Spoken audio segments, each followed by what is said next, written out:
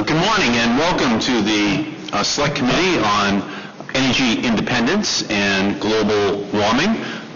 We look forward to this very exciting hearing, and we think that it is of historic importance. 50 years ago, the launch of Sputnik challenged America to build a better scientific community. Today, skyrocketing gas prices and the threat of global warming challenge us to build green communities. Green communities offer relief from high gasoline prices and reduce greenhouse gas emissions. They employ renewable energy, rely on energy-efficient buildings, and adopt smart growth principles to reduce the distances between destinations and foster a diverse local economy. Through these actions, green communities reduce vehicle emissions, lower energy demand, and reduce the need for costly road and energy infrastructure. The result is reduced global warming emissions and lower taxes. The growing demand for green communities overwhelms supply. With gasoline priced at over $4 per gallon and a housing crisis hurting many areas of the country, young professionals, smaller families, and aging populations seek the smart growth lifestyle in increasing numbers. Despite this shift, local and federal law can make it simpler to build on whatever open land is available, scattering people, workplaces, and resources far apart. This hearing will examine whether the government can help communities return to a lifestyle that does not depend on long drives to work and hassle-filled drives to schools, grocery stores, and shopping. Smart growth communities were once the norm across the country. Like many of you, I have lived for years in a green community without even realizing. When I grew up in Malden, Massachusetts, I walked to school. We took the bus around town. My parents did not buy a car until I was 9 years old. Hard to think that Malden was green when we would take field trips to find a park. But the truth is that close-in experience was typical of many towns and cities in the 20th century America. How communities achieve smart growth principles varies widely. The Select Committee is fortunate to have two very different examples of attempts to build successful green communities.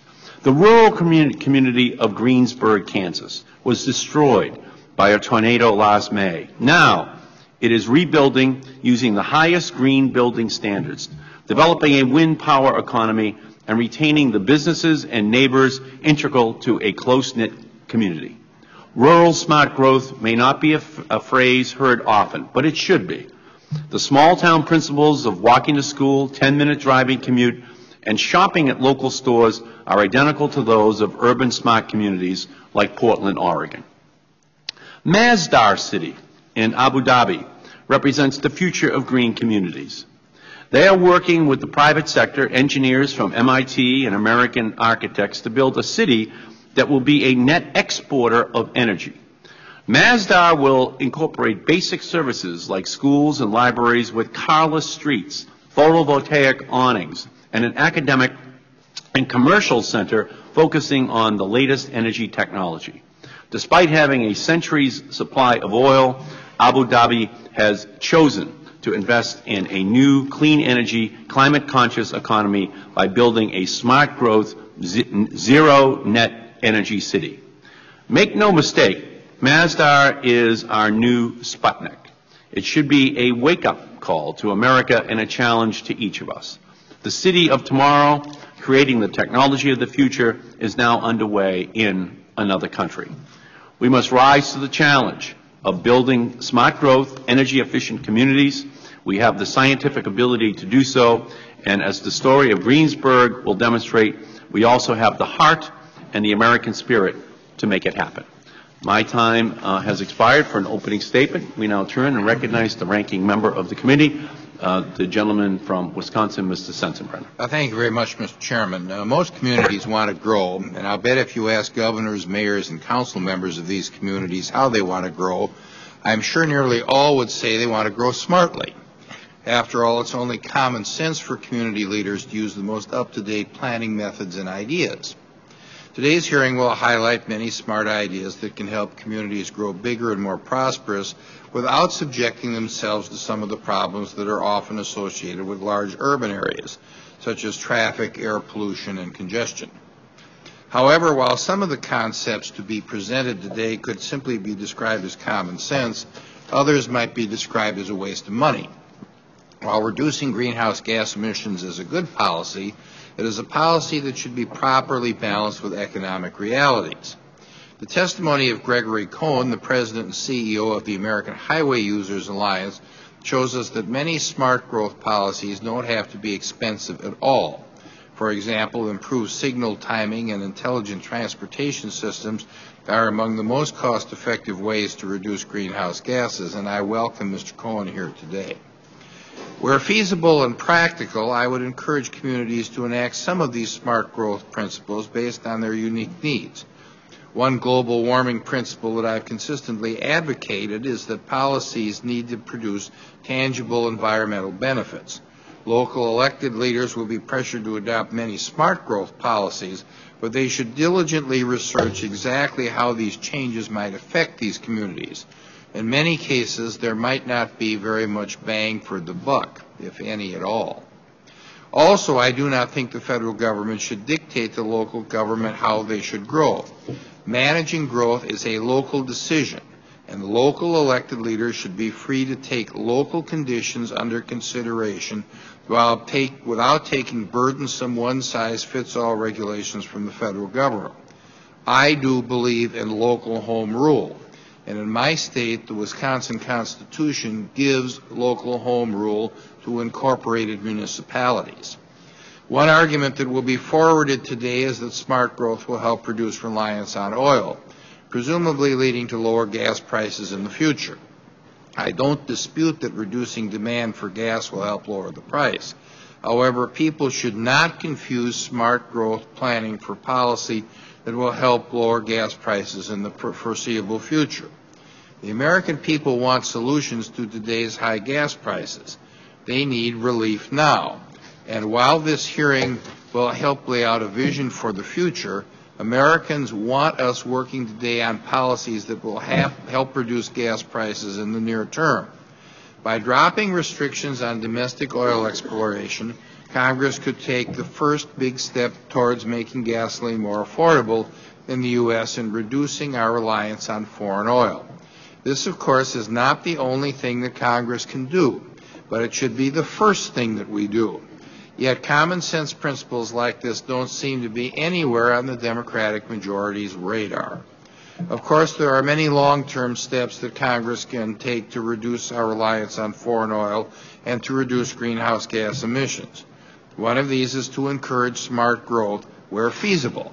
But today's first priority should be to increase domestic supplies of oil and gas. And I would hope that the Speaker and the majority start focusing the House on this important priority. I thank the gentleman and yield back the balance of my time. Okay. I thank the gentleman, and now I'll recognize the gentleman from Portland, Oregon, Mr. Blumenauer. Thank you, Mr. Chairman, and I apologize that there isn't a witness from Oregon here today. The group from the metropolitan area actually are traveling in Europe, exchanging views, but I think we'll be able to deal with some of these elements. I commend you and the staff for the excellent memorandum that I think lays these issues out. We got into the smart growth movement in Oregon at first to deal with legislation to help protect our farmland. But from there we found that there were a wide variety of other benefits by strengthening communities, the things that you talked about in the smart growth community that you grew up in, we got away from. And unfortunately, dumb growth is alive and well across the United States today. Our congressional delegation just had to fight the federal government that was going to take the INS office and move it out of the heart of the central city 12 miles out into the suburbs where it wasn't even accessed by bus. Hopefully there's an opportunity for the federal government to learn from this as well. But it does make a difference today. Our local residents are 10 times more likely to bicycle to work than the national average. They drive 20% less than residents of other major metropolitan areas, saving by some estimates up to $2,500 a year in transportation costs. It hasn't resulted in our not growing. Indeed, our metropolitan area grew by 85% between 1986 and 2006. We just didn't expand the carbon footprint as crossed. And ironically, the homes have actually maintained value, as is represented in your memo. They actually were increasing in value rather than decreasing in this last year. This is important business. And while I agree with my good friend that we don't want a one-size-fits-all federal prescription, the fact is that the federal government, through its tax policies, transportation policies, and its stupid infrastructure decisions with some of its own facilities, has a profound effect on this. And for us to get it right with transportation, with energy, with tax, can help set a framework that will make a huge difference. And last but not least, the federal government itself should lead by example as the largest manager of infrastructure in the world, the largest consumer of energy, and the largest landlord and property owner. I appreciate having this hearing, and I do apologize that the Oregonians are off proselytizing in other parts of the world, but Mr. Walden and I will try and step into the gap. The gentleman's time has expired, and the chair recognizes the gentleman from Oregon, Mr. Walden, for an opening statement. Thank you very much, Mr. Chairman. And I think Oregon has been a real leader, both in terms of laying out a plan for best uses of its great resources, and certainly in the urban areas for dealing with growth in a thoughtful way, although not altogether without controversy from time to time, as my colleague from Portland can tell us. But clearly in those areas, having mass transit that works, being on the innovative side of the transportation equation has made a lot of sense. And I've, in the legislature and elsewhere, supported a lot of those transportation initiatives, because you have to be able to move people in a congested area in an efficient way, and that makes sense. Now, I represent a district that's 70,000 square miles. I got counties where there's one person for every 9 miles of power line. You know, we have a problem making sure that Walmart moms and diesel driving truck dads can get access to fuel they can afford. And while we need to do these things that help in the urban areas and need to foster renewable energy resources, and my district's home to a lot of wind energy, enormous geothermal energy potential, great solar potential. We're working on a project there. I haven't seen too many diesel trucks being powered by windmills, at least not yet. Maybe we'll get to a plug-in hybrid version that'll work down the road, and I hope we do. But right now, we need to access our own natural resources like every other industrialized country in the world, and that's why I've supported lifting the ban on outer continental shelf drilling. I think it's a real hardship being foisted on top of Americans that we don't access our own oil and gas reserves. It's long overdue. We're paying an enormous price for it now, and that needs to change. And I just look forward to the day where at least we could have a vote on the floor on that issue. Then we could actually fund the services that we need in this country, and perhaps be a not a debtor nation, if you will, but rather maybe create our own sort of sovereign wealth fund. That wouldn't be a bad thing, pay down our debt a little bit. So, Mr. Chairman, I look forward to the topic today. I think that's going to be real good to hear about, and we've got other issues we need to attend to as well. Thank you. Thank you. The gentleman's time has expired. The chair recognizes the gentleman from Missouri, Mr. Cleaver. Thank you, Mr. Chairman, and I think this is a critically important hearing. As the former mayor of Missouri's largest city, I and other mayors have bragged over the years about the fact that Kansas City, Missouri is a city of 322 square miles. We bragged that you could place the entire city of St. Louis inside our city limits 3 times, or San Francisco 30 times. We have more circumferential highway miles per capita than any city in the nation. We bragged about it. The truth of the matter is that's one of the worst things that's going on in our community, continuing to expand the city. It hurts the taxpayers, because when we provide tax increment financing for a project in the suburbs, and when we do some kind of tax abatement for a major development, we're actually causing the use of utilities to rise, because it's the further out that people move from the generators, the more costly and the more waste. And we don't have a major transportation system. We have no light rail. We have buses. The sad thing is that we have track running all through the city. We at one time had a very good rail system up until the 1950s, when the bus companies came in and convinced city leaders that the bus was the vehicle of the future, almost like a Flash Gordon rocket.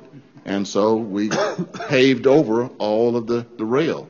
And I think mayors around the country now realize that the people in the past had it right. There was a time when if you lived in the central city, which was also surrounded by walls, you were, of course, a big-time resident. If you lived in the suburbs outside the walls, you were not only in peril, because if there was an attack, you were going to get hurt first, but you also were not considered to be a part of the major community. We've got to go back to that, and I'm very, very much interested in getting your take on some of the major issues facing cities, even as we sit here today.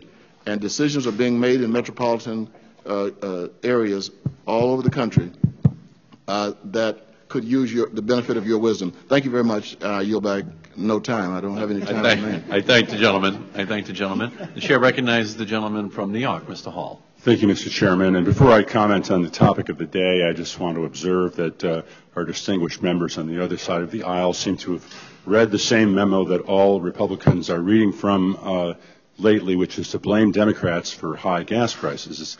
It's interesting when our President George W. Bush said back when oil was $50 a barrel that there was from now on no more need for an incentive for oil companies to drill. Yet they have 9,700 plus leases that they have already leased in the lower 48 and adjacent offshore leases, in excess of 26 million acres of land that's been environmentally cleared, ready for metal to meet earth, and for some reason they are not drilling on land they already own the right to drill on. The two cases in particular offshore have been well publicized, where a Republican governor, Jeb Bush in Florida and Arnold Schwarzenegger in California, have been fighting offshore, don't get mentioned nearly as often as the fact that somehow we or our speaker are standing in the way of the oil companies doing that which they already have leased the right to do on our national lands. Today's hearing, however, on smart growth speaks to what I would believe is one of the fundamental keys in our ability to confront climate change. I know for a fact that most of the commuters that I know in the 19th District of New York would love to be doing things other than watching their life go by 3 car lengths at a time in gridlock traffic. The way we live takes a toll on our environment, degrades our public health and the quality of life.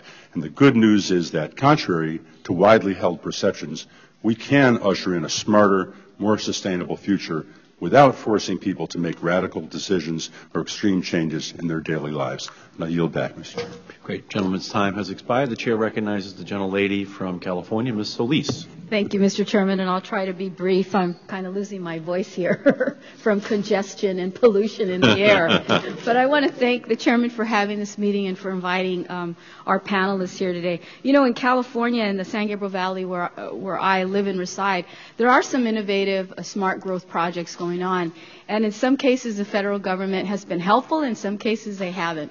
I wish they would be more helpful, especially when it comes to transportation and when we're looking at other modes of communities that are transit dependent, more so than in other communities. And I'm talking particularly about low-income African American and Hispanic residents. And in my district, one project that we're looking to hopefully seek funding from the federal government is a metro line that would go right through my district, that would help take students to classes, that would help eventually even take people possibly from LA, Pasadena, downtown, all the way to LAX.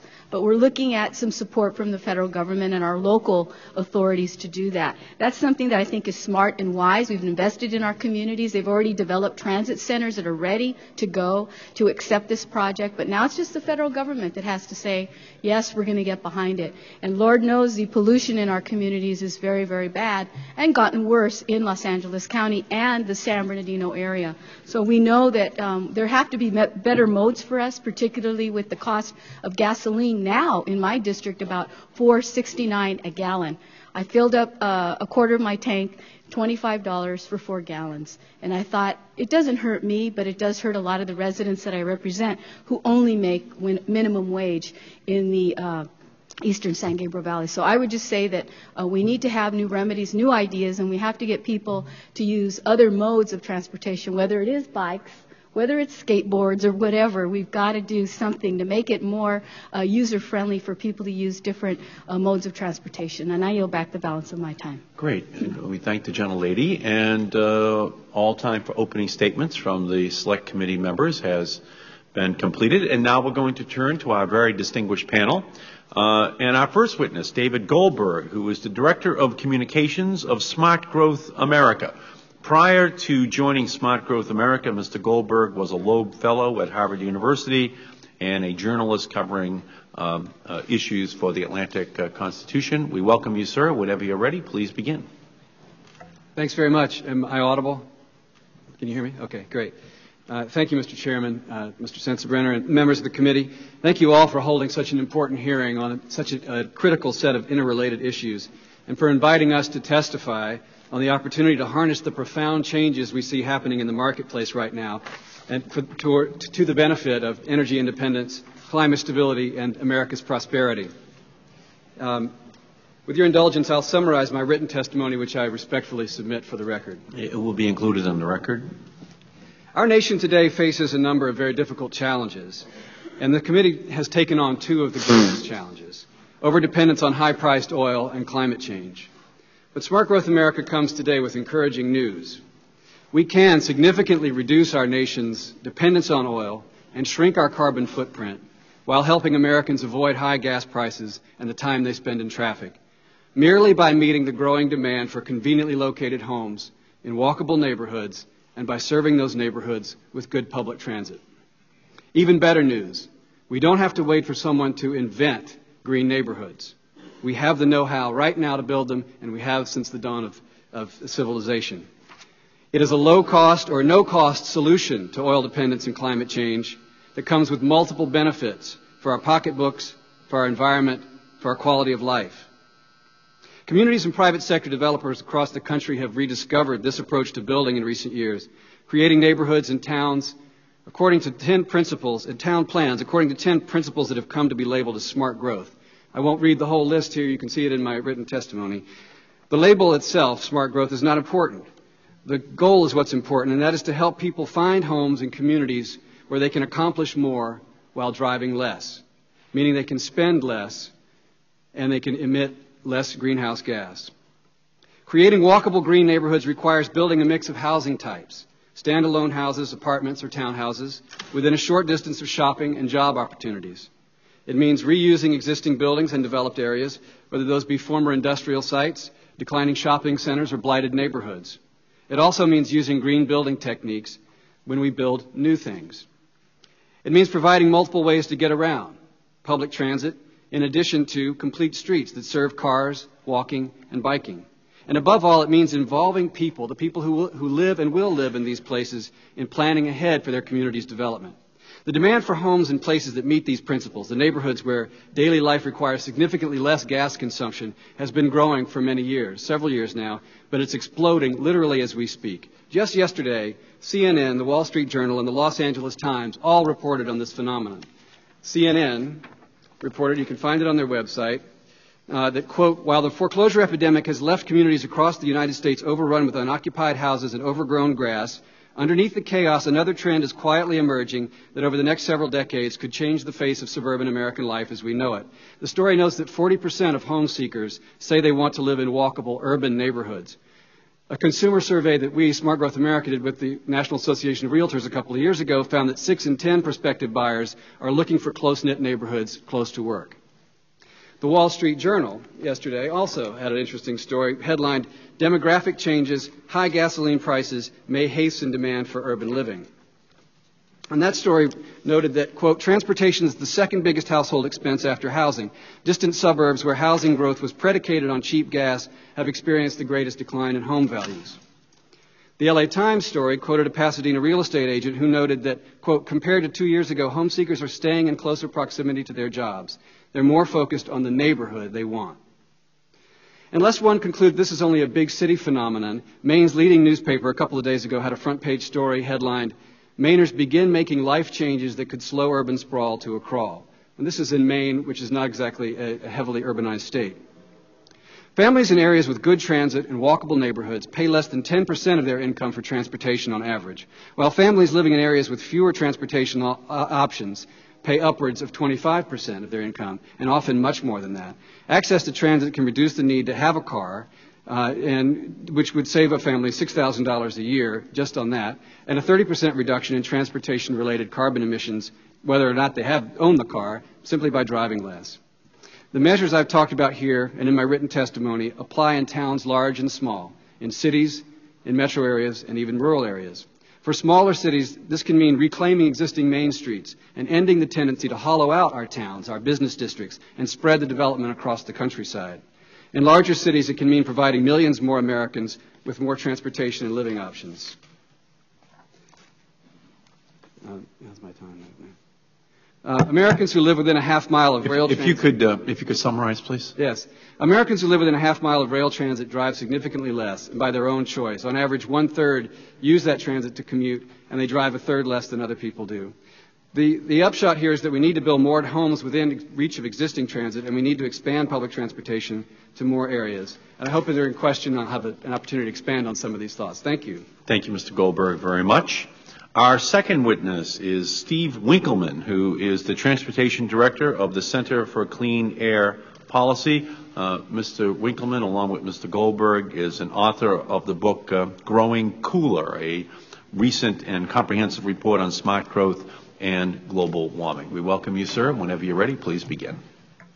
Mr. Chairman, Ranking Member Sensenbrenner, members of the committee, good morning. I'd like to thank you for the opportunity to testify before you today.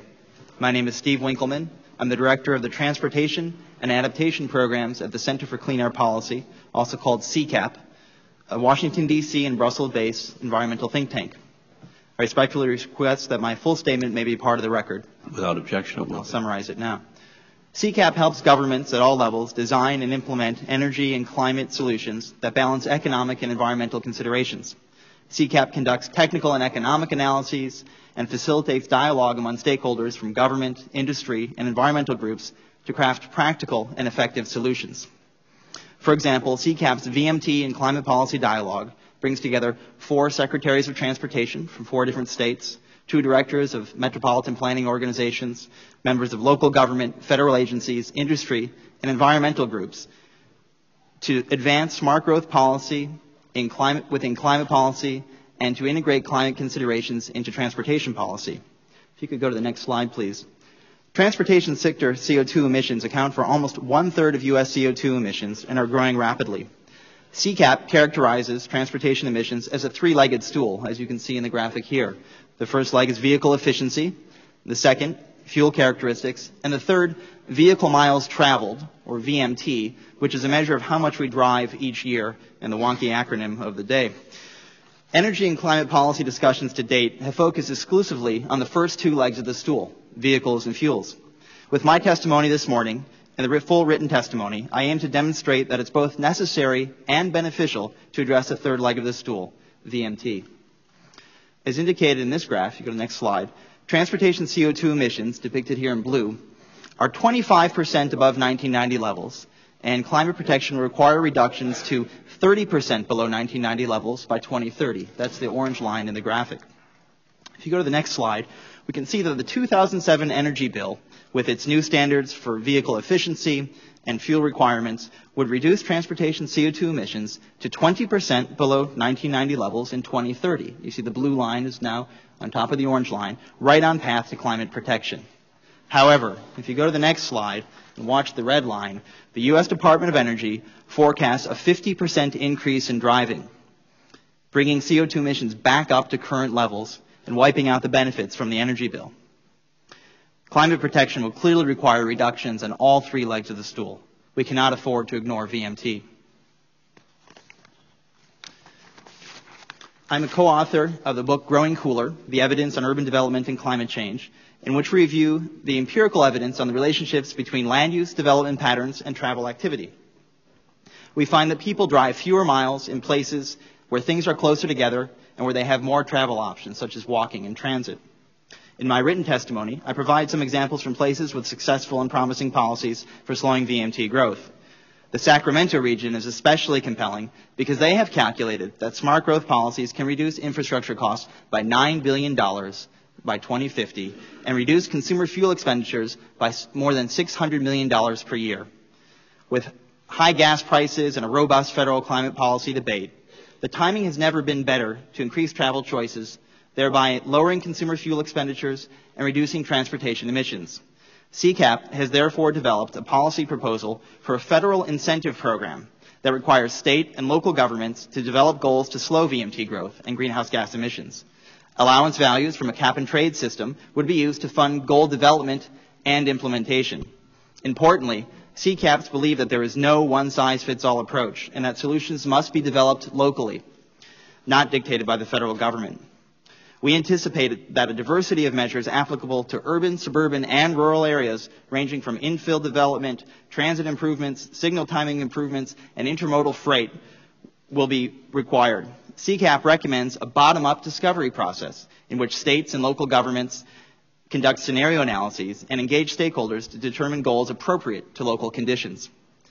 Finally, CCAP sees federal climate policy as setting the stage for climate-friendly transportation policy, what we refer to as green tea. Federal transportation policy actually contributes to VMT growth because key funding formulas reward VMT and fuel consumption. The challenge is how to ensure that the next $300 billion we spend on transportation infrastructure actually builds upon the savings in the energy bill instead of wiping them out. The new federal efforts that CCAP recommends to improve travel choices for all Americans can reduce greenhouse gas emissions, lower consumer fuel expenditures, and strengthen the economy. Thank you for your attention, and I look forward to your questions. Thank you, Mr. Winkleman, very much. Our next witness, Gregory Cohen, is the President and CEO of the American Highway Users Alliance, which is an alliance of businesses and nonprofit corporations dedicated to highway funding and maintenance. Prior to joining the alliance, he served as on the staff of the House Transportation and Infrastructure Committee. We welcome you, sir. Whenever you're ready, please begin. Thank you, Chairman Markey and members of the committee. I appreciate being allowed the opportunity to provide an alternative view in the spirit of debate, and I'm honored to be here to present testimony on highway needs, land use, planning, and greenhouse gas emissions. A recent national survey of 1,000 likely voters found the following. 88% feel that congestion relief is needed. 76% see cars, roads, and bridges as a benefit to society. And 69% say congestion relief is a better environmental policy than policies aimed at reducing driving. We urge this committee to promote greenhouse gas solutions that are cost-effective and provide benefits to the overwhelming majority of people whose transportation mode of choice is the personal automobile. The IPCC recommends finding solutions that reduce emissions at a cost of $50 or less per ton. By minimizing the cost of carbon removed, we believe you'll find solutions that are effective and fair, rather than based on ideology, the latest planning fad, or special interest lobbying. Among surface transportation modes, highway investments have a dominant role to play, both in reducing wasted emissions and fuel. Traffic congestion results in nearly 3 billion gallons of wasted fuel each year. With each passing year that it's not addressed, that waste grows. Yet over 20 years, a strategic congestion relief program could reduce on-site carbon emissions by an average of 77%, save 40 billion gallons of fuel, and reduce carbon emissions by 390 million tons. Although VMT would increase, carbon emissions would be reduced. This demonstrates that VMT is not a valid measure of greenhouse gas nor pollutant emissions. Instead of attempting to reduce travel, a national policy to reduce the time wasted in traffic congestion would be an effective win-win, both for people and the environment. Some have proposed that the United States should make smart growth a national land use policy. Some even believe that the federal government should try to direct people where to live and how to travel, and particularly how to commute to work. Yet emissions from commutes in cars and light trucks represent only 1/6 of transportation emissions and only about 5% of the total U.S. carbon emissions. Even a tripling of commuter transit, and I don't mean to speak against transit, but even a tripling of commuter transit would only reduce those emissions by a fraction of percent. Some have suggested that EPA should take over DOT's role improving transportation plans to ensure that they promote smart growth concepts and reduce VMT. But such a plan would stop federally funded highway projects that already have been delayed in many cases by a decade or more and create serious problems to freight mobility, deficient bridges, aging pavements, snarling congestion, and most importantly, safety improvements. In fact, some travel reduction ideas actually increase road congestion and wasted emissions. For example, smart growth advocates have found that doubling an area's density would reduce per capita VMT by 20%. Thus, twice as many people would drive 80% as much. Clearly, the result is more traffic, more congestion, increased travel time, and even some serious unintended consequences. EMS response times would slow, trucking logistics would be more unreliable, and road rage would increase. But there are solutions that are more promising. Along with congestion relief, the great opportunity for mobile source emission reductions relies on fuel and vehicles technology. Even if VMT could be reduced dramatically, would it still be necessary in a future of low or zero emission vehicles? With the new national CAFE standards and new congressionally authorized tax incentives, these technological solutions will allow for increased mobility and all of the economic and quality of life benefits that travel brings. Recent research suggests that hybrid vehicles will soon yield lower greenhouse gas emissions per passenger than transit. These new technologies are another win-win for people and the environment. When the House pursues greenhouse gas legislation, we ask that highway programs are treated fairly. After all, it will be highway users paying the increased fuel costs associated with a carbon tax, a cap-and-trade program, or a fuel tax. One idea is that a carbon or fuel tax paid by highway users at the pump be deposited in the Highway Trust Fund and used for projects, regardless of mode, that reduce carbon emissions cost effectively. Like a tax, a cap-and-trade proposal would also increase fuel costs paid by highway users, and some have suggested that cap-and-trade credits only be used for transit, bike pass, and VMT reduction projects. We're not aware of any data analysis that justifies this massive diversion of motorist money. It appears to be simply a giveaway to special interests. Reality, rather than rhetoric, should be the basis for policy. In conclusion, we're ready to help reduce carbon emissions. We look forward to supporting congressional action to reduce traffic congestion and invest in fuel and vehicle technology. But we implore this committee to fully consider and reject the unintended negative consequences of a nationally mandated land use or VMT reduction scheme. Instead of trying to socially engineer behaviors, let's provide the win-win solutions that allow people the freedom to live, work, and travel as they wish. Embracing this freedom rather than restricting it preserves the American dream of opportunity and prosperity. Thank you. Thank you, Mr. Cohen, very much. Our next witness, Dr. Sultan Al-Jaber, is the CEO of the Masdar Initiative in Abu Dhabi of the United Arab Emirates. We thank you, sir. We thank you for coming that long distance to testify before the Select Committee today. Welcome. Chairman Markey, Ranking Member Sensenbrenner, and members of the committee, thank you for giving me the opportunity to testify on such an important issue. Sustainable development is essential to the United Arab Emirates and to Abu Dhabi in particular. It is integral to my company and personally important to me. Today's hearing helps illustrate our belief that aggressively addressing these fundamental issues can help bring communities together, even those as diverse as Abu Dhabi and Greensburg, Kansas. Let me begin with a brief overview. In April 2006, the government of Abu Dhabi launched the Masdar Initiative to establish a new economic development program that is entirely dedicated to sustainable energy. Masdar is a multifaceted undertaking to address future energy-related issues.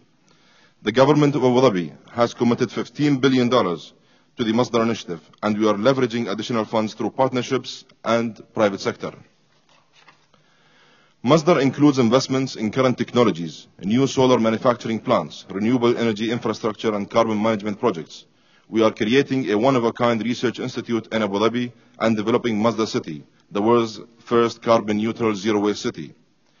Given the subject of the hearing, I want to focus on Masdar City, which is really the centerpiece of the entire program. Imagine a city built in the desert that will house 50,000 people, technology companies, a research institute, R&D facilities, light manufacturing plants, stores, schools, and libraries, all powered by renewable energy. There will be no cars. People will move around on personal rapid transit, light rail, segways, and bikes. A net of photovoltaic collectors will create shade along narrow streets. Green spaces will be fed with purified, recycled water. We expect the city will be the blueprint for cities of the future. We will do this by completely re-engineering the way modern cities are built and use energy. In planning the city, we did not look at the cost of energy per kilowatt hour. Instead, we looked at the cost per square meter. Integrated design is a core element of our planning. It will help reduce energy and water demand to unprecedented levels. Specifically, Masdar City will require only 200 megawatts of power instead of the 800 megawatts normally required by a conventional city of the same size. Desalinated water consumptions will drop from 20,000 cubic meters per day to only 8,000. And through intensive reuse and recycling, we will eliminate the need for millions of square meters of landfill. Masdar City will be more than just an efficient, environmentally friendly space. It will be a platform for long-term innovation. Residents of the city will be part of a community that includes global leaders in business, academia, and finance who can collaborate on a common goal. When I travel, the most frequent question I get asked is why? Why would a major oil-producing country proactively seek a key role in the alternative energy space? The answer is simple. First, we want to reduce our own carbon footprint. The UAE ratified the Kyoto Protocol, and we must be prepared to meet future commitments to reduce emissions while ensuring continuous growth. Second, as part of our diversification and long-term economic strategy, Abu Dhabi seeks to be a developer and an exporter of technology rather than being an importer. We will continue to be a leader in the global energy markets, but go beyond hydrocarbons. We believe we can act as a catalyst to encourage nations with greater human, technological, and institutional resources to accelerate the adoption of clean and sustainable technology. We also see this as an opportunity to be a part of a growing business sector. According to the International Energy Agency, the world's energy requirements could grow by as much as 50% or more by 2030. We want to help meet these needs. That is why we are taking these proactive steps. Finally, I want to inform the committee about the significant contribution of American innovators. MIT is working with us to establish the world's first research-driven graduate university focused on sustainable energy, which is called the Masdar Institute of Science and Technology. Investments by our Masdar Clean Tech Fund include US-based Doratherm, Enertech, Halosource, Nanogram Corporation, Segway, Heliovolt, and Solargenics. Colorado-based CH2M Hill serves as a program manager for the overall development of Masdar City, and there is more American innovators that are very much involved with the Masdar initiative. Things are happening fast at Masdar. We broke ground on Masdar City in February 2008. Students are being enrolled in MIT and in MIST. We invite you to come to Abu Dhabi and to see it all firsthand. I welcome our American friends and partners to join us. Thank you again for inviting me here today, and I look forward to answering your questions. Thank you. Thank you very much. And now we'll move to our final witness, who is Steve Hewitt, who is the city administrator of Greensburg, Kansas. When this rural town in southwest Kansas was destroyed by a tornado last May, they chose to rebuild, not in the cheapest way, but the smartest way. Mr. Hewitt helped lead the charge to rebuild using energy-efficient building technology and green community principles. Greensburg intends to transform the wind that destroyed it into the power that will rebuild it. They recently received a Sustainable Cities Award from the Financial Times and the Urban Land Institute, edging out all of the other communities in America. So that's quite a tribute to you. And whenever you are ready, Mr. Hewitt, please begin. Thank you, Mr. Chairman, and distinguished members of the Select Committee. I am Steve Hewitt, the City Administrator of Greensburg, Kansas. You move the microphone in a little bit closer, please. Absolutely. Again, thank you for the opportunity to speak today. I first want to start off with a small video about our community.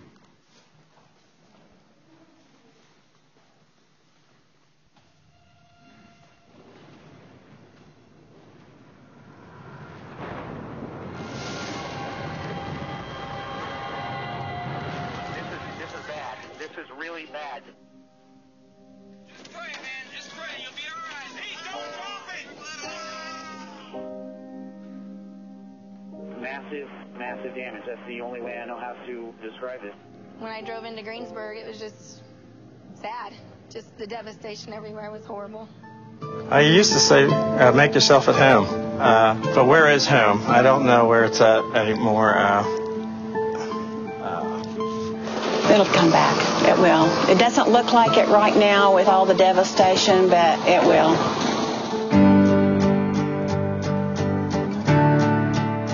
We are starting from the beginning. We are creating a town. And to build it energy effectively and to rebuild it green. There's definitely a future here for my family, and I know I'll always come back here because, this is my home. I know the spirit of Greensburg is still going to stay the same. I think that we owe our children the concepts of green design. Commence with the groundbreaking.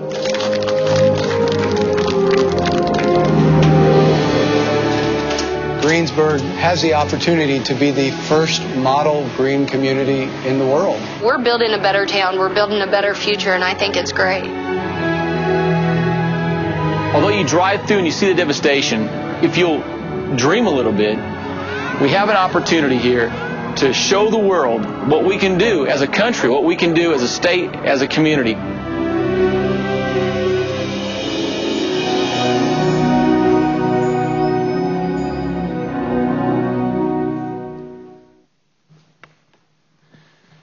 Out of crisis emerges opportunity.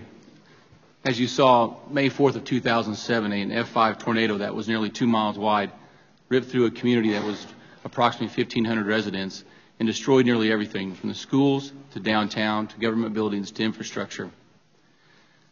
Before the storm, this community was a community trying to get by, a rural community in western Kansas, basically struggling to make sure it can live and survive every day. What has happened since May 4th of 2007 is an opportunity. Through detailed planning, we now have an opportunity to plan a new community. Through planning, we are blessed with an opportunity to create a strong community devoted to family, fostering business, working together for future generations. Future generations and future decisions will come directly from our planning. We are focused on goals such as community, family, prosperity, environment, affordability, growth, renewal, water, health, energy, wind, and our environment. We see this as an economic development tool as well. I cannot compete as a small town with much larger cities around our area. However, though, we see sustainability and a direction to build a community green as an opportunity to foster new businesses and green-collar jobs, something that we feel is smart. Building back a community fiscally responsible and being smart with your tax dollars is building green. Sometimes it's a struggle, but it's a smart thing to do. Good decisions in infrastructure, buildings, and an energy plan. We want to be 100% renewable 100% of the time. We have a wind energy plan that will feed our energy in our community. And then we will buy energy from the grid when wind is not blowing that is renewable 100% of the time. We think that's innovative. To prove our point, our City Council passed a resolution that was devoted to making sure all our community buildings are built at the highest level of sustainability. We feel like our opportunity is to show the world that building a community smart, with walkability, connecting our community, and sustainability is the right decision. Tax dollars is smart for our future generations. Productivity, energy, health, it's the right thing to do. We hope our decision to go green and to build a sustainable community will help future communities hopefully do the same thing. In conclusion, we are trying to be a model sustainable community that creates opportunities that didn't happen before, that do happen now. We accept this opportunity. We're blessed with it, and we hope to build a community that's better in the future. Thank you very much. Thank you, Mr. Hewitt, very much, and we thank all of our witnesses. And now we're going to turn to questions from the Select Committee members, and the Chair will recognize himself. Mr. Hewitt, you have brought us one of the most inspirational stories that I think Congress has ever heard. Rather than leaving, the community has decided to stay and to rebuild and to create a model for the United States and for the rest of the world in using green technologies. What is the role that the federal government is playing in your redevelopment of the community using these green principles? Well, unfortunately, when building a community back, it's expensive. And when you make smart decisions, the upfront costs are obviously a percentage higher. But the long-term savings are evident, and you can see those. We have been told by some agencies that they will not fund our rebuilding efforts at the highest level of sustainability. It doesn't make sense to them, be a little bit more moderate. Unfortunately, that's not our direction, so we have gaps. We're still going to fill those gaps. We'd like to partner up with the government, and so that as communities rebuild or try to grow, that any tax dollars they use, it's a smart decision to build it sustainable. So what you're saying is that there are some federal agencies that don't want to help you to reach the platinum level, the best level of energy efficiency in the buildings that you're constructing. Is that correct? That's correct.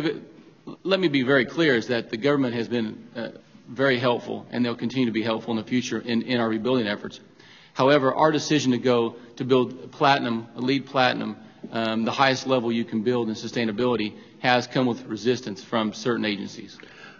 What I would recommend to the members of the Select Committee is that we write a letter to those federal agencies, and we urge them to help Greensburg reach the highest levels of efficiency so that it can be a model to the rest of the country. And I would urge the members, I'm going to circulate a letter so that we tell the federal agencies that if we have a community willing to pay this huge price in terms of their personal commitment after their community is destroyed, the least that we can do as a federal government is to help them to reach the standards, the best standards that our country can provide. And if they're willing to be the leader, I think that we should have a federal government willing to follow. So I'm going to write that letter and circulate it to the members so that we send it off to the federal agencies.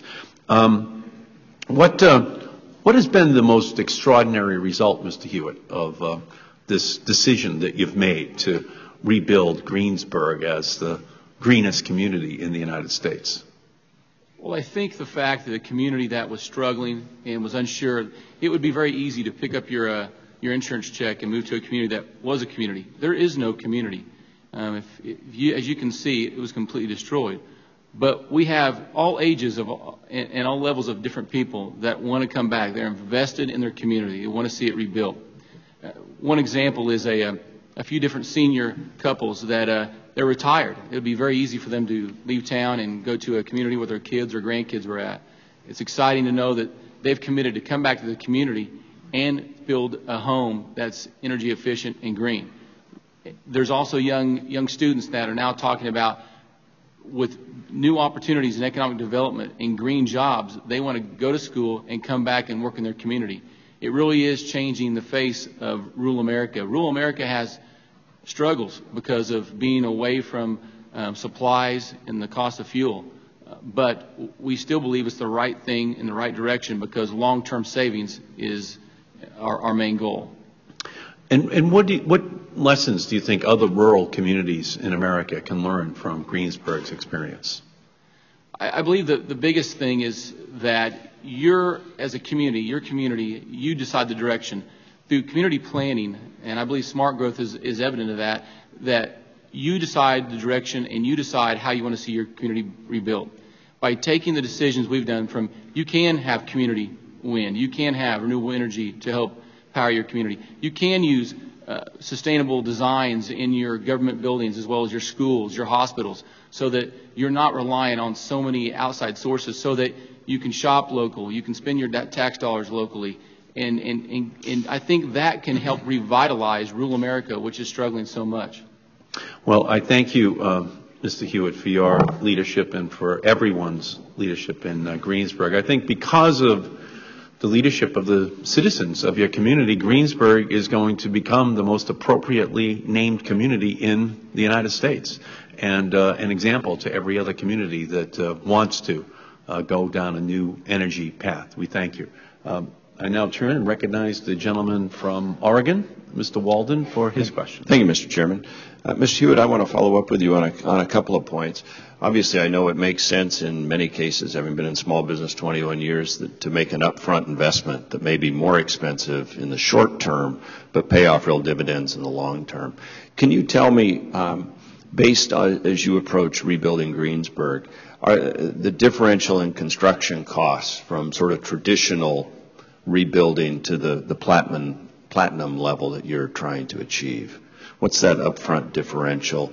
And then what's the payback period?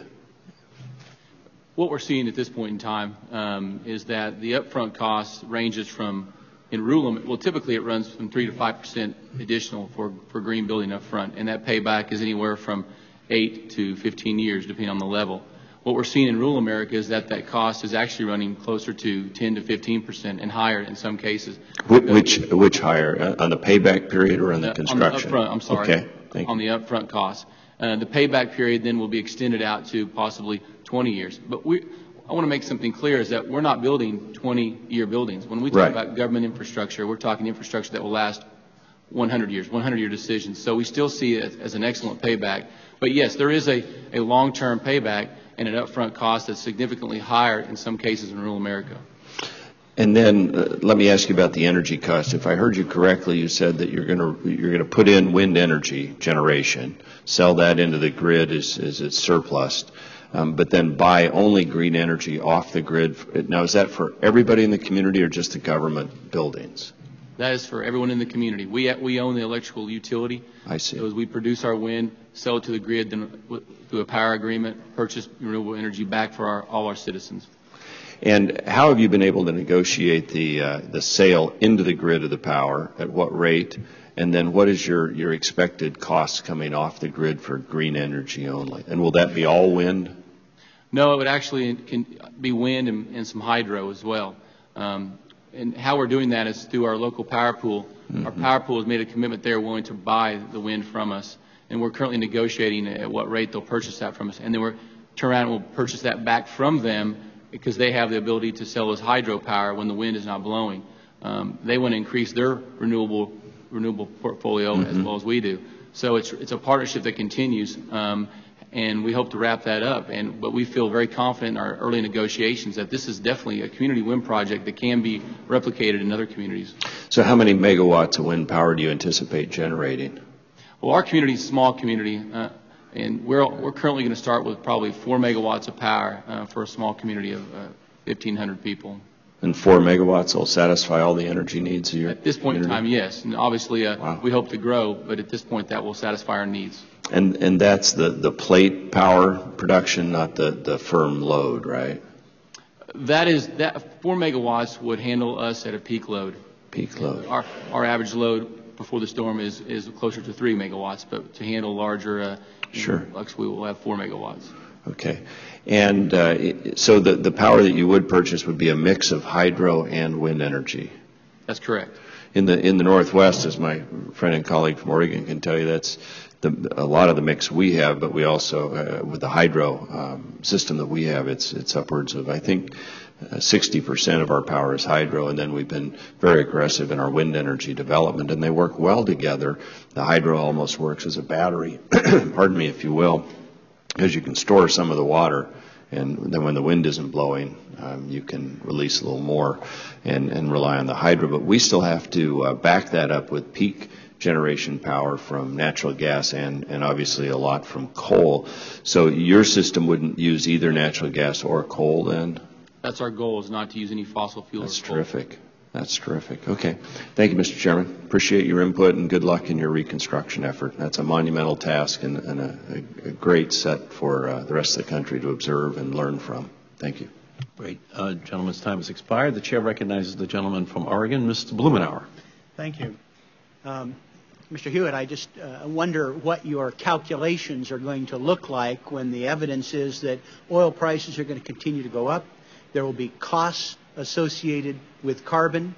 No matter who's elected president, there is an effort to have a carbon-constrained economy. And we're looking at utility rates for gas and electricity. They're going up dramatically.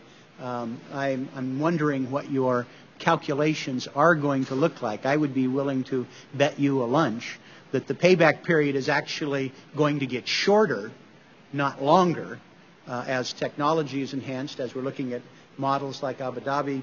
What we're looking at in our community with the green buildings, the premium that's attached to it, the payback periods appear to be getting shorter. And so I'm rooting for you to continue, and I deeply appreciate the chairman's suggestion that we encourage the federal partners to get real about these opportunities, particularly because you've been sort of a showpiece. But I think that it is a profound policy adjustment that we ought to explore because natural disasters are escalating. We're seeing more of them here. The evidence from climate change is that the horror that was visited on your community is something that we're going to be seeing more, not less, even if we start turning this carbon ship around. So, Mr. Chairman, I think this is a policy adjustment that bears serious analysis, and I appreciate your bringing it forward, Mr. Hewitt. And I must say that I am impressed with the model of Abu Dhabi. We're having a number of people from Oregon that are traipsing over, being part of the team. Encourage the streetcar as part of your long-term formulation, and look forward to having a chance to accept one of the invitations we've been receiving to look at it on the ground. Mr. Chairman, I was somewhat perplexed by the testimony from Mr. Cohn, who's suggesting something that nobody's suggesting, that the United States government be some sort of mega zoning board, but instead start changing the incentives and the priorities, how we behave as a government. I have legislation that I'll circulate in draft form to each of the members of the committee that talks about a BMT land use strategy on the part of the federal government to get your feedback before it's introduced, because I think it's absolutely not anything that you're talking about, Mr. Cohen. And I don't know people that are making that argument that the federal government, well, it's not something that we've done in Portland, Oregon, as you're well aware. We've given people choices in Oregon, but the most effective trip is the trip not taken. And if we can... And so transportation spending is a key influencer of land use and therefore VMT. So that's a critical part of the solution. Yeah, certainly I appreciate Mr. Blumenauer's comments noting that no one has called for a federal mandate or federal dictate to the local government. We strongly believe in local home rule and in community empowerment and communities being able to make their own decisions about how they grow. We strongly encourage them to think ahead about that growth and not just let it happen to them. We would back up also to the post-World War II era when we came out of World War II and we adopted a whole lot of policies that basically put us on a path of car dependence, and we've been going along that route now for several decades, and we've now reached, as the headlines I was reading to you before demonstrate, we've reached a point where that is not working anymore, and the federal government now can back away from promoting some of those policies and begin to support the communities that are exploring ways. In fact, the federal government already has done some of that through the EPA's Smart Growth Division, supporting communities who are exploring innovative ways to accommodate their growth in ways that make their communities stronger and that preserve their existing assets. Thank you, Mr. Goldberg. I would just note, Mr. Chairman, in closing, that after World War II, FHA would not finance developments like the livable community that you grew up in. It was single home detached housing, not mixed use, for instance. So we, in effect, our financing mechanism doomed people to a sprawling development pattern and the congestion that concerns Mr. Cohen's members. Thank you. Okay, gentleman's time has expired. The chair recognizes the gentleman from Missouri, Mr. Cleaver. Dr. Al, is it Jaber? Thank you. I am intrigued about Masdar City. I've seen shots of it from the air on television, and it's one of the most amazing feats. We're going to have to, Congress will need to pass something to have the ninth wonder of the world. I'm going to introduce that bill on your behalf. It would appear to me that Greenburg, Kansas may be the only city in the nation that's moving toward what you're doing. I'm just curious about the vision of that city, and something you said in your statement, which was I think intriguing also, and that is that this will be a platform for long-term innovation, which means this is what's being done now is not the end of where you're going. Is there a vision of where you ultimately will go in terms of the development of Masdar City? I mean, has someone already envisioned 2030? We have a clear objective through the development of the Masdar City. One objective is to make renewables become grid parity as soon as we can. That is one clear objective we have. Another objective is by developing the Masdar City, we want the city to become a model that can be affordable, replicable, and transferable to other nations and other cities around the world. It will be a long-term investment, and it will be a platform for long-term innovation. What we are experiencing today is that the technologies that we are integrating in the Masdar City development are actually available, but they do not, with the current technologies that we have access to today in the market, do not actually achieve our objectives of making it today a zero carbon emission city. But with the integration of all the technologies together, we will be able to achieve a carbon neutral city. Now, our objective is to do, by implementing these technologies, by deploying these technologies at a large scale of a city like the Masdar City, is to make these technologies, once implemented, produce zero carbon emissions from day one. That is a long-term objective, but it is something that we're very much committed in developing. We have an ideological discussion anytime we talk about anything here in this country. You know, we don't want the government to get involved, and then there's the let's protect the businesses. Your country is rich in oil, and I'm wondering if the oil barons are fighting the concept, saying that the government is trying to tell people how to live and where to live and so forth. As a matter of fact, what we are finding is phenomenal positive response and support, as well as commitment from the senior leadership. They see a natural extension for our involvement in the global energy market. They see a logical step for us to venture into this. This is considered to be a nation-building exercise that will continue our environmental stewardship as well as our leadership in the global energy markets. Well, is it possible that you could export to our country some of your business people to conduct workshops with the big oil companies, sing Kumbaya, and then listen to what you are experiencing? I'm being facetious, but in a way, I'm just so awed by what's going on, and then I look at what we're doing and the pushback we get on everything related to the real need for us to change the way we live here in this country and change our policies and look toward the future. So I appreciate very much your presence here today. I apologize, I'm running back and forth between committees, but I before I left, and I will return, but I just had to have an opportunity to discuss with you what's going on and what I think is one of the most amazing projects in the world right now. Thank you. I yield back, Mr. Chairman. Thank you very much. Ms. Solis? Thank you, and I want to thank the panelists for your time and your commitment, especially to the Honorable Steve Hewitt for coming out and being so brave to tell us exactly what your community is doing. And I just wanted to mention that in the area that I represent, it's very heavily low income and struggling all the time. We almost feel like we don't have enough resources to do anything either. But a lot, I would say, I give credit to you, is political will. the courage that the residents have there and you in terms of foresight to see something like that happen, that renewable energy really be a part of the community.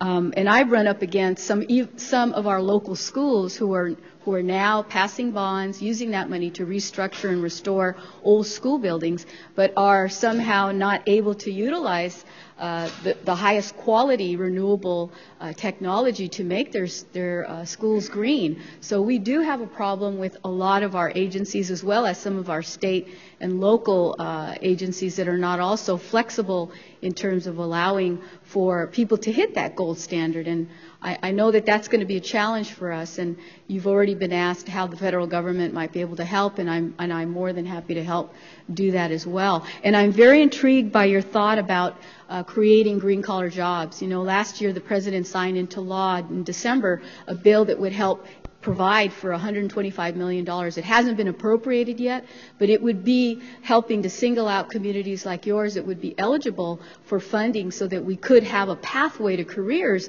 that allow people then to come back home, and actually those that want to stay there can get into a job career that provides incentives in the solar energy area, renewable energies, biofuels, and everything. And I just wonder if you're aware of that as of now. You are. Good. Your mic isn't on. I wasn't aware of that exact bill, but I will we'll definitely be looking into that. And we're looking for incentives to bring in the biofuels and the renewable products that can be manufactured in our community. Thank you very much. Right. Thank you. And to Mr. Cohen, I didn't hear anything about some other models that have been used by the federal government. One, as of late, that is trying to be imposed upon L.A. County and parts of San Bernardino is this whole issue of congestion pricing. I just want to get your thoughts, if you have any idea about if that's one of the ways that we should be going to try to change behavior and convert our HOV lanes to toll lanes. Your mic isn't on. Thank you. My view is that we should not price existing lanes that have been paid for with taxpayer dollars, but that we should consider tolling and pricing for new capacity. And if you have an underutilized HOV lane, then perhaps it might be a better use of space to make it a hot lane and allow HOV riders to ride free and others to pay a toll as long as you keep the road moving. But we strongly oppose the administration's efforts to toll the interstates, cordon price areas of town. I think it's particularly painful on the poor, those who don't have the luxury of choosing when they go to work. Frankly, I think that the administration sometimes feels that many trips are not important. But when you ask people who are taking those trips if your trip was important, they feel it was. Okay. So I would be opposed in general, with some exception, to congestion pricing of our existing capacity. Thank you. Mr. Al-Jaber, I wanted to just ask you, I don't know much about the community, the area that this planned renewable community has been structured, but I'd like to get an idea about what the economics are there and the wealth and what revenue is being used to help sustain this and to provide for the growth there. I mean, where is that revenue coming from? Well, as you know, the Masdar City development is being seeded by the government of Abu Dhabi, and we're leveraging those funds with international partnerships through the private sector companies that are interested in being part of the Masdar initiative.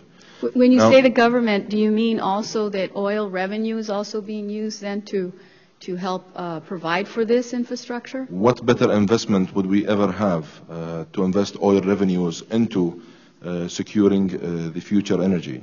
I would hope that that's something that other partners in the Arab League would also look at and adopt. And then one question I have is also the creation of opportunities for people to get into these kinds of technologies. And I'm really looking more at your labor force, because you have a very growing, diverse population. And in many cases, I understand you have to import labor. Is that the case here where you had to import labor to help structure this facility, or did you have ample labor force already available? Well, the construction is going to happen with existing companies that are already have access to their labor workforce within Abu Dhabi and the United Arab Emirates and the GCC countries.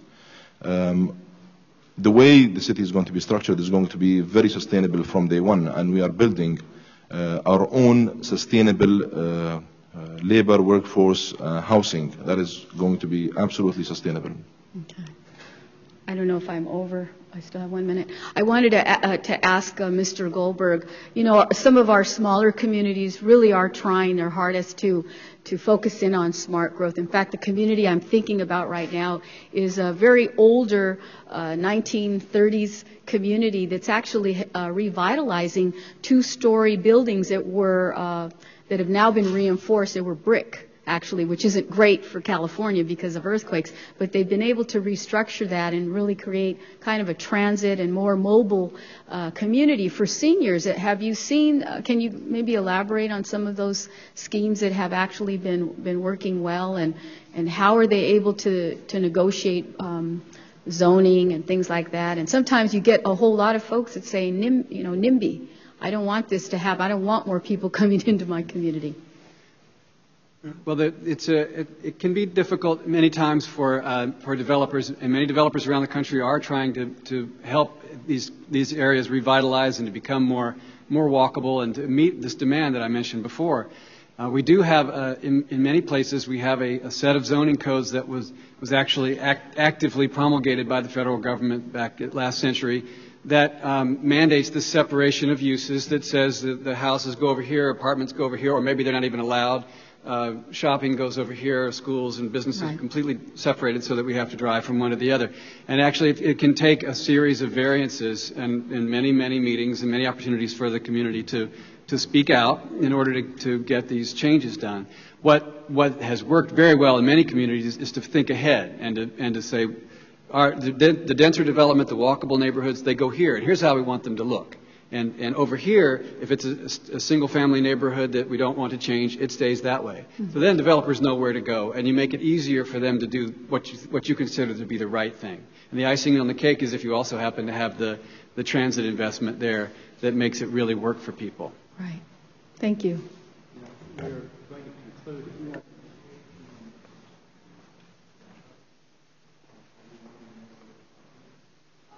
I would also like to ask our next speaker, Steve, if you could maybe elaborate also, Mr. Winkleman.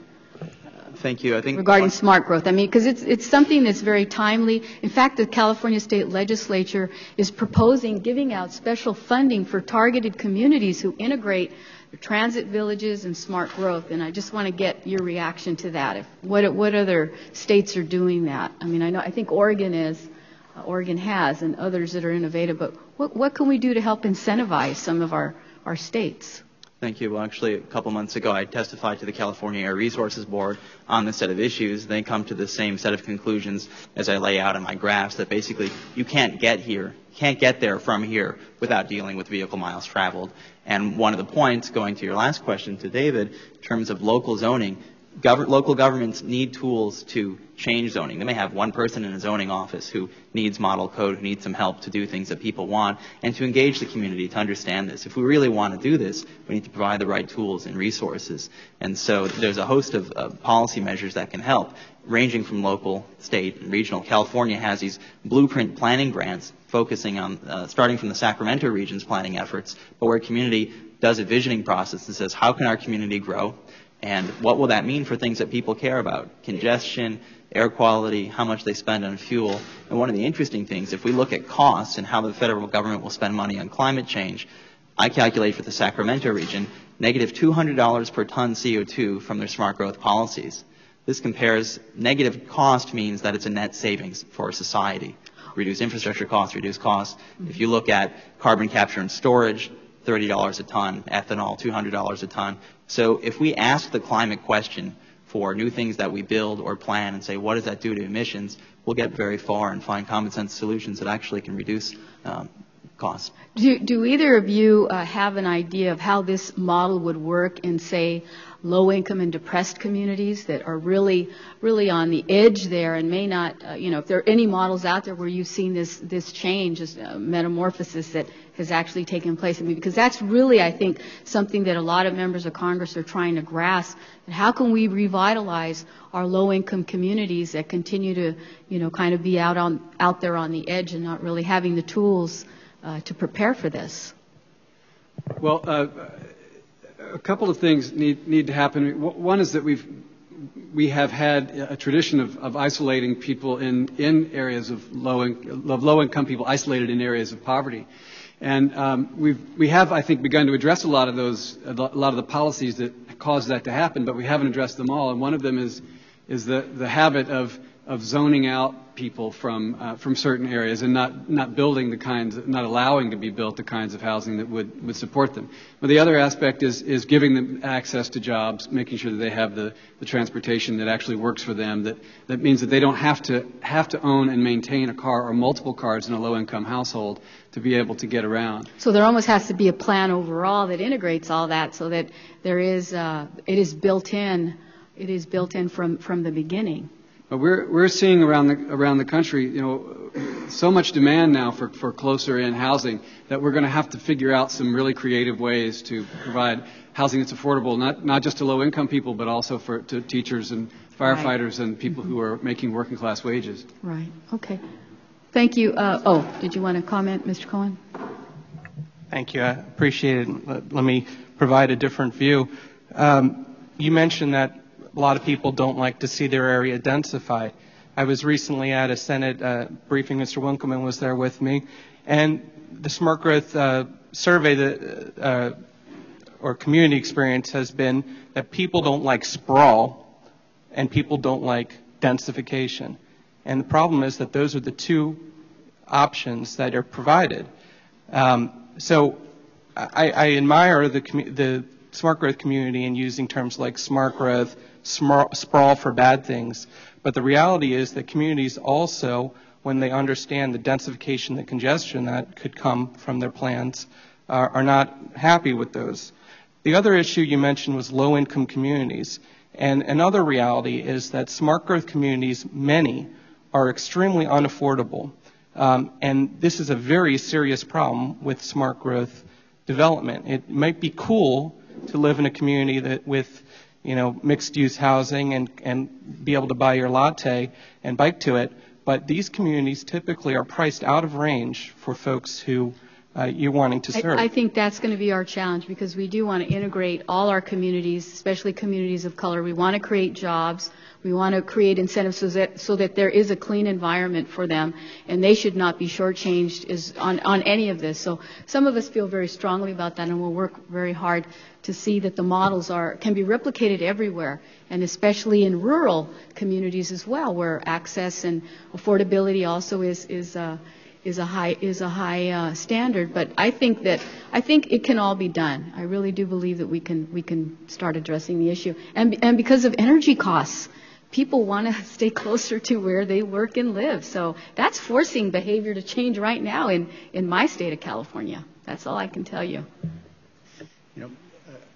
I appreciate what you are saying in that regard. One of the things that you run into problems is that you have to link transportation and housing costs together. And in California, you've had people move further and further and further away, and they may save a little on housing, but they end up paying more in total because they spend so much time and money in transportation. And so I think part of what the smart growth advocates are talking about is integrating those pieces together. And if we actually have communities that are well planned and integrated, it actually can end up reducing total costs for people. I was listening to Mr. Cohen's comment. I've had the same experience where in these big planning meetings you find people are opposed to only two things, sprawl and density. But I also find that when you, in the planning like you have in Abu Dhabi, or you're talking about doing in Greensburg, when it's put together in a way that is reasonable, people love it. Notwithstanding Mr. Cohen's concerns, in our community, the most valuable real estate is those areas that have regained their historic population levels. Most communities, in yours and mine, actually have far fewer people than they had a generation ago. What we've got is 2 or 3 times more cars, so that people have the congestion on the roads, they have the traffic, they're concerned. It's not the people, it's the cars. And the real estate market suggests that those are, in fact, the most valuable areas. If you're done, I'm going to go to my last couple of questions to the panel before we adjourn, because I do think that it is important for us to think about this comprehensively in ways that we give people choices. We haven't talked about the demographic shock wave that is about to hit our communities. We quote in our survey here Dr. Chris Nelson, who has some other fascinating research that talks about how our households, some of us grew up in the Leave It to Beaver era where half the families had children. We're going into an era by 2030 when there will be more single-person households than families with children. And the impact that that's going to have is one that I think is worthy of our consideration. I would like to invite our panelists to move away from the transportation side of the equation when we're dealing with smart growth. I appreciated the experience in Abu Dhabi. You're talking about being a net producer of energy and reduce or recycle the water. We're finding in communities across the country just as much concern about the rise in gas prices is the utility costs. The line loss for electric power extension, the costs for water, gas transmission are all going up. I'm curious if there are observations, we can just go down the row here, of our witnesses about the impacts that we're going to have with saving land, because if we don't start having more compact development in this country, we're going to take another 68 million acres that'll give us a developed footprint in this country about the size of Texas if we don't change things. And I wonder if we can start with our smart growth advocates and go down and conclude with the Greensburg notion of what you're doing with the footprint and land utilization, if you wouldn't mind. Footprint, water, and energy. I think one thing that we're going to find is that we really don't have the luxury of developing 80% of our commercial area as parking anymore, as surface parking. That land, taking the land for that particular use, it's terrible for the watershed. It exacerbates urban heat islands, and it's a big waste. And in fact, I think we're going to see that recycling parking lots, redeveloping these old shopping centers into places that are actually inhabitable villages is going to be one of the big solutions that we'll find. And just if we just go out on the Orange Line and look at Arlington, they were able, with advanced planning, to get the community together and support what would happen around those transit stations out there and leave the single-family neighborhoods alone. And they got development that they wanted, where they wanted it, and they were able to keep the other places the way they wanted them. And with the result that there is significantly less traffic than anybody thought there would be, because they're managing the parking very well. And that in just 7% of the land area, they're receiving about a third or more of their tax revenues. So this can be a win on several different levels. Thank you. Thank you. I commend the organization of this panel, because when we talk about smart growth, what gets built are buildings. And if we look at the climate change issue, we talk about mitigation, reducing emissions, and then adaptation. How do you start to increase your resilience to the impacts? And when we look at green buildings, those issues really come together. You have the efficiency savings from transportation, building energy use, building water use savings, and then when you integrate green roofs, building materials, you can start to mitigate the impacts of urban heat islands. And so it's really looking at how these issues come together to make us more resilient to the impacts of climate change. And CCAP runs an Urban Leaders Adaptation Initiative working with communities around the country to find where are those overlaps between energy and greenhouse gas emission reductions and measures that strengthen communities' impacts to the resilience to the impacts of climate change, whether it's the flooding we're seeing in the Midwest now or the fires in California. Great. Thank you. All of these things are nice things. They all cost money. The reality is we have to look at them on a cost per carbon reduced basis. If that's the goal, if the goal is to maximize the amount of carbon we can reduce with the dollars we have, then we can do a lot of these things. So I think that's a really important thing, to focus on not the things that are cool, but the things that we're getting the most bang for our buck. And some of these ideas probably fit in within these IPCC's recommended estimate of $50 per cost, $50 per ton removed. So I think if we focus on those things, we can do a lot. I don't agree, respectfully, that we have a land shortage in the country or that we should ration land. And while I don't have my statistics with me, I would be happy to provide for the record information on land available in this country. But I think we may just disagree and respectfully at that. Well, I would welcome that. It's not a shortage of land. It's going back to your criterion about effective development in terms of the cost and consequences for the utility lines, for the pollution, for the congestion, for taking away other infrastructure investments for the movement of freight. So I welcome your assessment of land, but it is things that that have environmental and real-life consequences to continue paving. So if you put them both together, I would appreciate it. Doctor? I'm sorry. As far as we're concerned, we're very much aligned with your thoughts. But let us go back to Abu Dhabi as an example.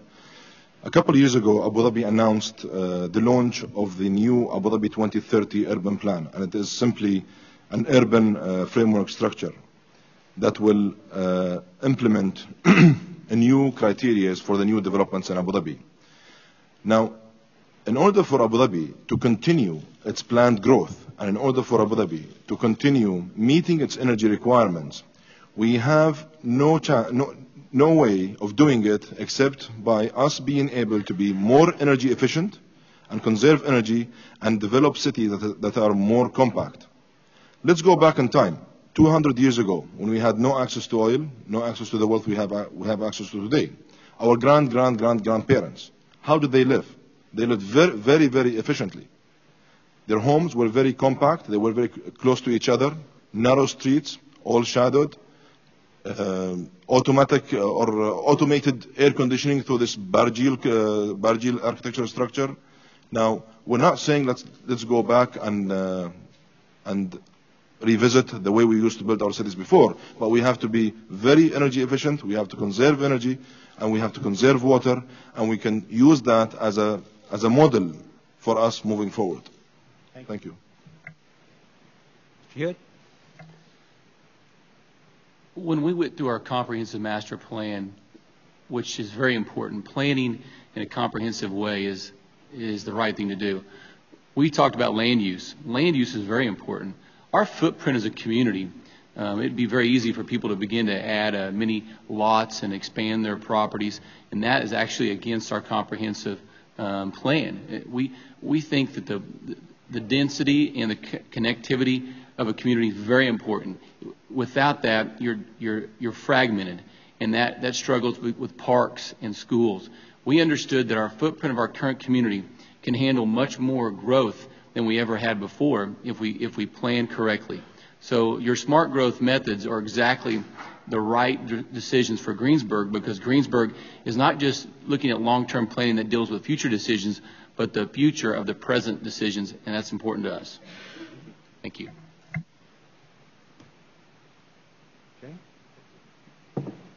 Mr. Hewitt, we've been working for years to try to get Congress and America to move in the direction that your community has.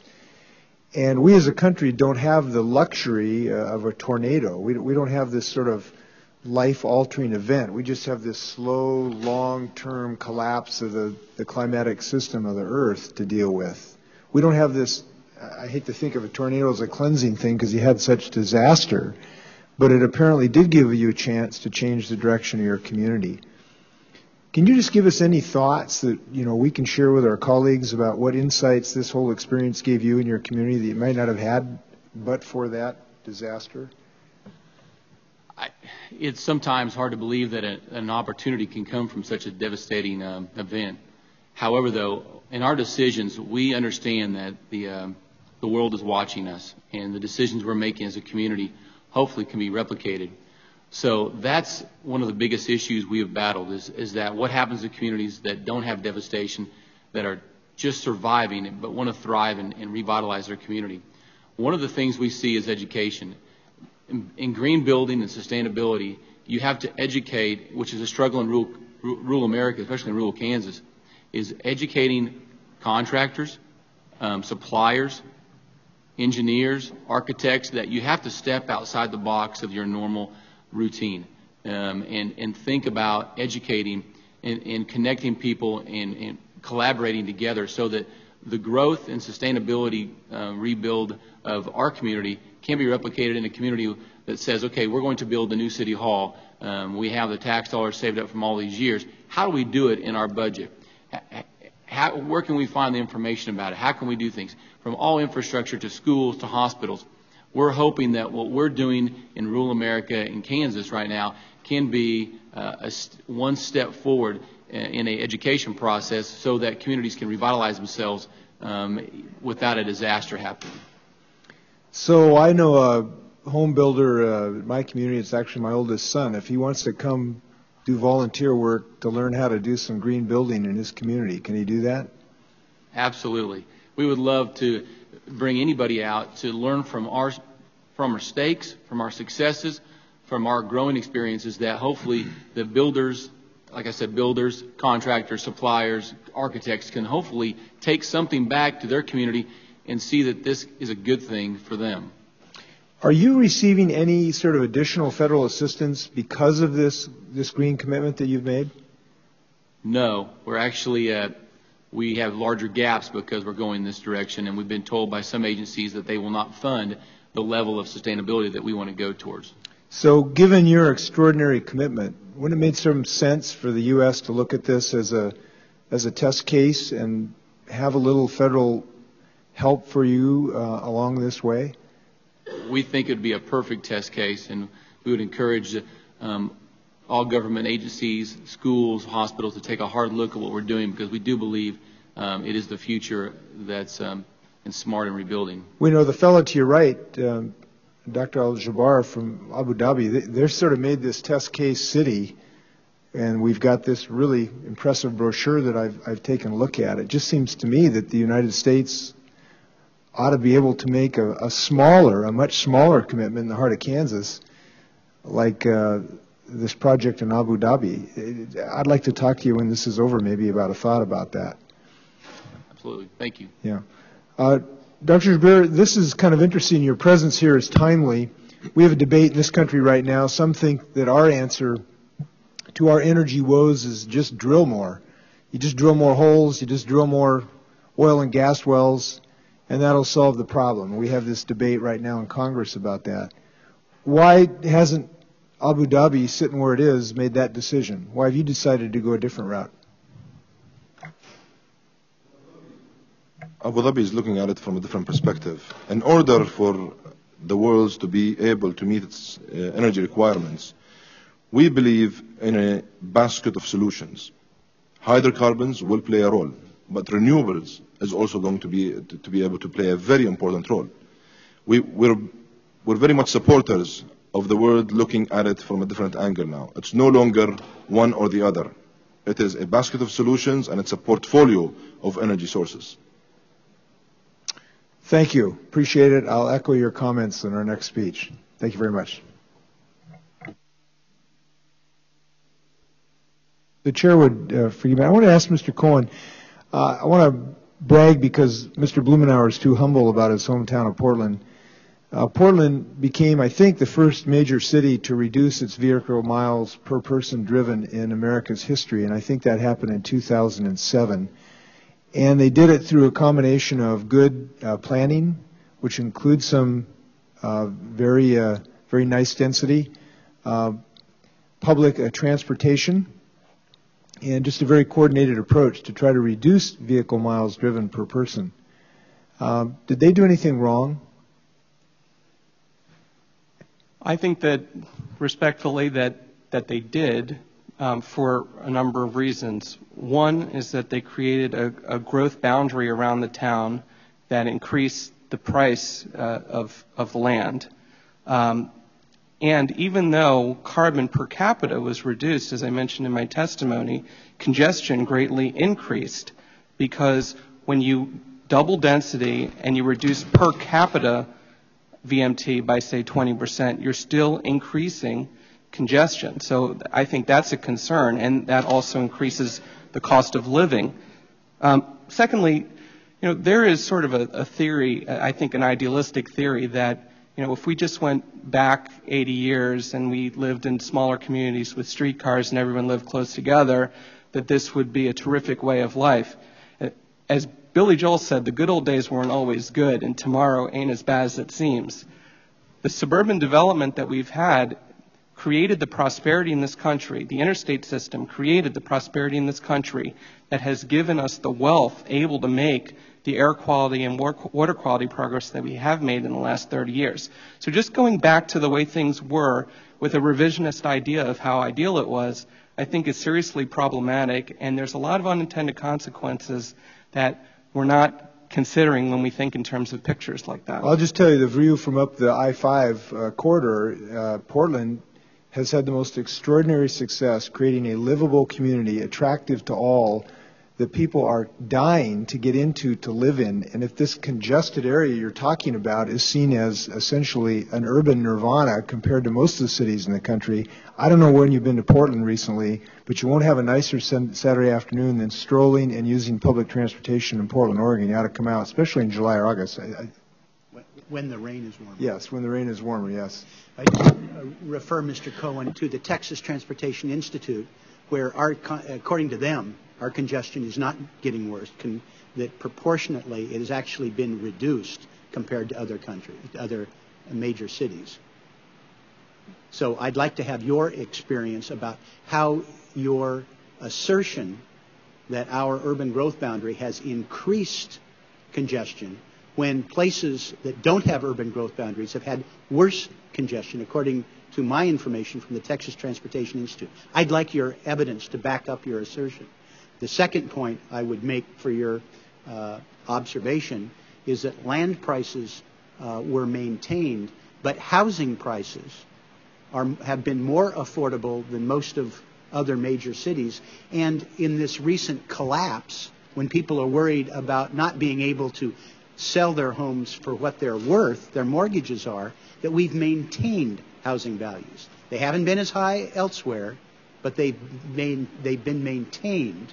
They haven't been on the roller coaster like in Las Vegas, which I would imagine you would think would be one of the best places. So I'd like your evidence to the contrary about the congestion. I'd like you to look at the Texas Transportation Institute and then look at what has happened actually with home values, because my evidence is slightly different than yours, and I'd like your evidence to the contrary to be a part of the record.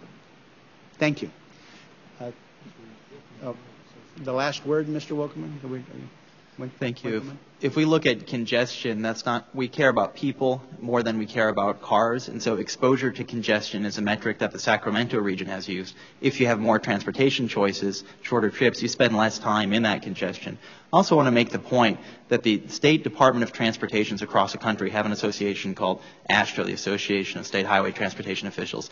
They conclude that we have to cut VMT growth in half to deal with growing capacity needs. We can't build our way out. There's not enough money. So they're actually supportive of smart growth principles as well as system efficiency improvements to make the best use of existing infrastructure and take into account existing financial considerations. Great. Thank you. I would just also like to briefly note, as somebody who lives in Atlanta and has for a long time and followed the growth and development there, that there are absolutely no constraints to growth in Atlanta. The growth has gone absolutely everywhere. That they've built roads like mad, and it continues. It's the lowest density major metro area in the country, and it continues to move up the congestion ranks nevertheless.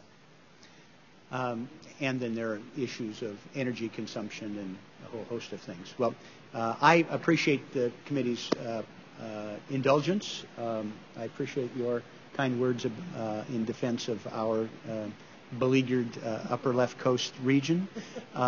We appreciate the panel joining with us and adding an important dimension to the land use, BMT, planning consumption element of this. I think it's very useful, and your contributions have been very helpful, particularly given the sort of the bookends that we've had with Abu Dhabi and Greensburg.